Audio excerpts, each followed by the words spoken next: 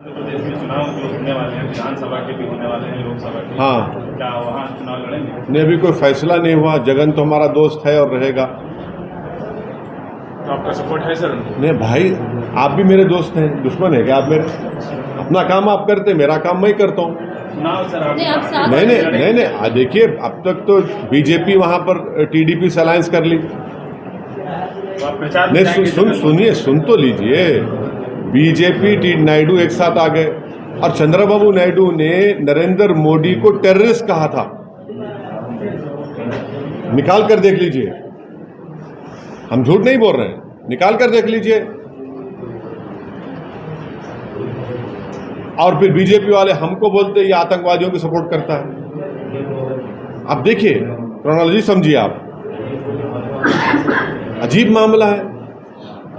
अब बीजेपी नायडू लड़ेंगे तो क्या ऑप्शन बचता है आंध्र प्रदेश के माइनॉरिटीज जिसमें दलित्स और आदिवासियों के पास? क्या वो बीजेपी और नायडू के अलायंस को वोट देंगे क्या? तो आप जगन नहीं सुनो भाई, देखिए आप ऐसा डोंट जंप द गन, सुन तो लीजिए। तो ये बात है। Sir, so if Naidu hadn't come in alliance with the BJP, do you think there would have been a fighting chance for the minorities? What I am saying is that Mr. Chandrababu Naidu was with BJP, and when I was an MLA, he supported Vajpayee also. So he has been consistently playing footsie with BJP. When he supported Mr. Narendra Modi to become the Prime Minister in 2014. When he left Mr. Narendra Modi, he called him a terrorist. Now he has again rejoined BJP. So the Muslims, Dalits, Christians and Adivasis of Andhra Pradesh will play a very decisive role now. Will play a very decisive role.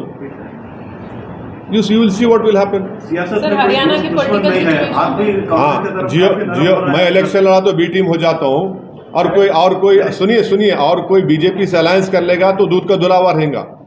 हाँ, ये सुन तो लीजिए। जो नरेंद्र मोदी को इस तरह के अल्फाज इस्तेमाल करा, हाँ, आप उसको बिठा के चाय पिला रहे हैं।